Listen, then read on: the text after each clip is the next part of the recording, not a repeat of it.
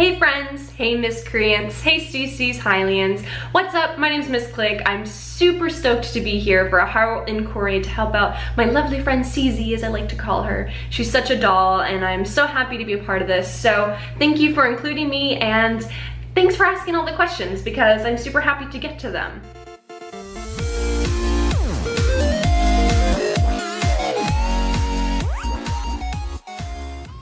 This question is from ya boy Groose. You said, your least favorite Zelda item. I have to admit, this question kind of stumped me a little because every item I could think of, I enjoyed it. And then I figured maybe they're only in my head because I enjoyed them, so I tried Googling Zelda items to see if something would pop up that I would be like, yes, I remember that, I hated that, but nothing came to my mind. And it was a struggle.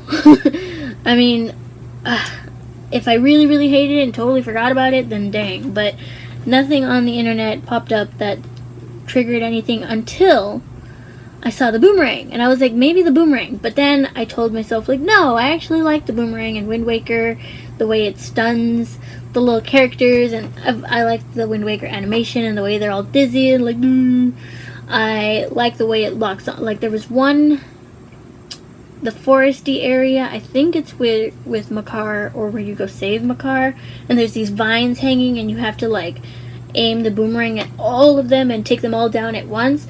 That was cool. I liked that. So I was like, no, it's not the boomerang. But then I found the boomerang from Breath of the Wild. And I was like, you know what? I actually did not like the boomerang in Breath of the Wild. I don't know if there's a technique to it or something, because I threw it. I was with my boyfriend. No, he threw it. He found it before I did.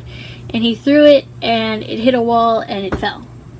And we were like, what? It's not going to come back to us? Like, hello? And I think he tried throwing it a couple other times and it didn't come back to us, and we were just stumped. We were like, the boomerang doesn't come back?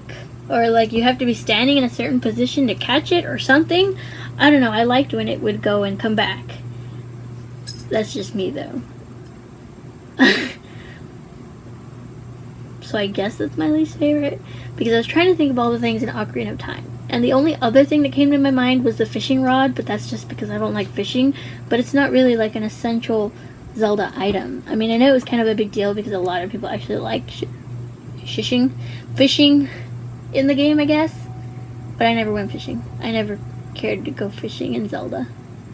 Like, at all.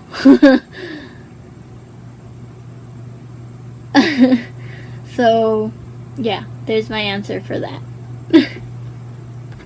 So the first one that we have actually is, how many Zelda games have you beaten? Whether that was actually my console or my game or my friend's game, or handheld I should say, I've beaten almost every Zelda game except for Minish Cap and Four Swords Adventures. Mainly just to do with availability, and growing up when I was playing them very little, the games weren't super easy to get a hold of, as you know, you don't have your own money and your parents buy things and they're like, no, that's not important. Well, now I can make up my own mind and I can buy my own things, so that's hopefully a goal I get to come around and play again, and I'm super excited. Other than that, if I haven't been playing immediately, I've been playing with my friends for other handheld games, and that's been an amazing adventure because you get to see how they play it and then you develop your own play style by including theirs as well. So I'm super happy about that. And Ganon Doof was actually the one who asked that, so thank you, Ganon Doof, for the question. This question is from Skyloft Guy, parentheses smash link, and then you have hashtag something, but your name gets cut off, I'm sorry. Would you want a Zelda-based TV show or anime or anything else that being made with Nintendo's help? It wouldn't happen, but it's fun to think this type of stuff. I actually have the animated series of the Legend of Zelda, the one where he's like, excuse me, princess. But, you know, that was kind of a dud, I guess. But I have seen like a little anime clip of Link fighting someone. I think it was for Smash or something, and he looked so good. I like the whole idea of like an anime looking Link, especially because like, I mean, some of the artwork does look like anime for Zelda. And like when I first played Ocarina of Time as a little kid and I saw all the artwork of Princess Zelda and Link and stuff, it's pretty much kind of what pushed me to look into anime and manga, whatever. And I always wanted like a Zelda anime. I'm just nervous as to how it would turn out, because it could either be like a hit or miss. It would be either awesome or pretty bad. Again, I mean, there's so many anime adaptations of mangas that people don't like because they just butcher it, and I'm scared that, you know, Zelda could be completely butchered, or if they give Link a personality, it just might not resonate with people. And I mean, like you said, it might not happen, but it's fun to think about. If I look at it from that sense, yeah, it would be fun. But on a more serious note, I guess I'd be kind of worried about them just ruining the image of Zelda for some people. I don't know. That's just my thought. The next one is, what do you think of the dragons and... What do you think of the dragons and the role they play in Breath of the Wild? And Hyrule Gamer was the one that asked that. So what do I think of the dragons? First off, I think that they're freaking amazing. I think that there are these big, majestic creatures that are just mysteriously roaming around the earth or on these specific parts that they're set to protect over. So I guess that kind of includes to the role they play in Breath of the Wild. I believe that they are the spirit of that province, of that domain, whatever you want to call it, and that they are, you know, the guardians, I should say, more of, not the actual guardian monsters, but they're considered the ones to keep, you know, things in check and in balance in the world of Hyrule. And I think that they're meant to be, I think it's interesting that they don't have their own set of voice and you can't interact with them as you could in Skyward Sword per se, but I think that they're supposed to have that same resonance within everyone that lives in the land, is that you're supposed to revere them. And perhaps it just goes to show the decline of Hylians and their interaction with all the different wildlife, you know, throughout. But who's to say, because they still interact with Gorons, they still interact with Zoras. So what changed with the dragons? I think that's very interesting, and I can't wait to hear more on that if Nintendo does eventually launch more info for that. But I absolutely love them, and I love their music that comes around, like when you hear it and you're like, oh gosh, there's a dragon somewhere, and you look up and it's just flying across the sky, and it's just beautiful. I'm in love with the dragons. So thank you, Hyrule Gamer, for that question. This question is from Fresh Grimo Famino. Sorry if I didn't say that right. What would happen if Death Mountain erupted? Well, if Death Mountain erupted, I think a lot of the Hylian races would be SOL. Especially if we're talking like Breath of the Wild. Well, no, in Ocarina of Time you needed that fire tunic as well, but like, I guess Breath of the Wild is the most fresh in my mind right now.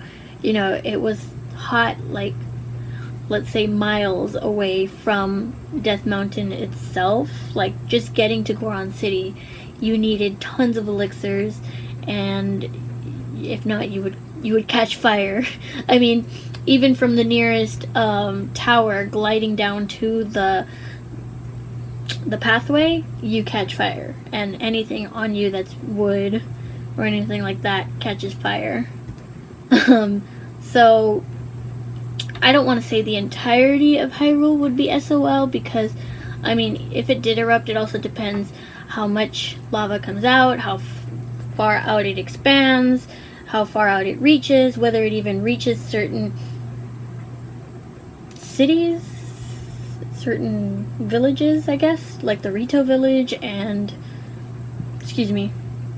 and all of that. So depending on how far out it goes, I mean, some races might be able to survive, some might not make it, some, I don't know. And the Gorons would be okay. So I think Hyrule would just have to work on rebuilding parts of Hyrule.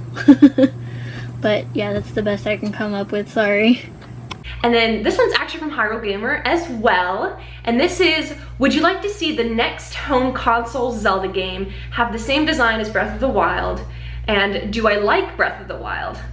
I'll answer it backwards. So yes, I loved Breath of the Wild. Everybody said, it's a breath of fresh air, haha.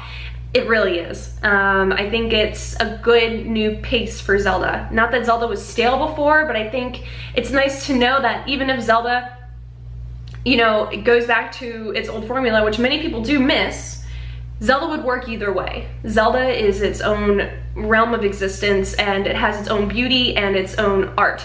So for the next Zelda game, I would love it if they had the same art style. I think that this one was more of a mix of Skyward Sword meets Twilight Princess, and I think it was very, very nice to see because Twilight Princess had a very, for the time, you know, very photorealistic textures and very dark setting, and then Skyward Sword was like a moving painting. It was beautiful. I absolutely loved the expressions that the characters could have in Skyward Sword, and I think that that's probably my favorite storyline amongst all the other Zeldas, is because of the expression of the characters, and you could really feel the relationship grow and bloom, and it really motivated you to go out and save your best friend. So yes, I think that if they stick with this art style, or if they even do a spin-off of it, I would love to see another game. I think that Zelda's never gone for super realistic, and that's because you can't judge someone's art.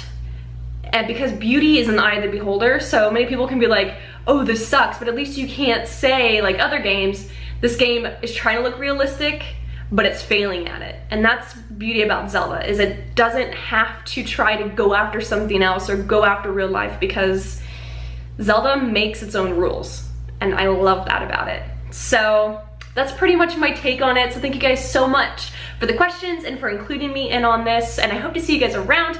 I love Zelda as you guys do, so thank you for including me, and take care. Thank you.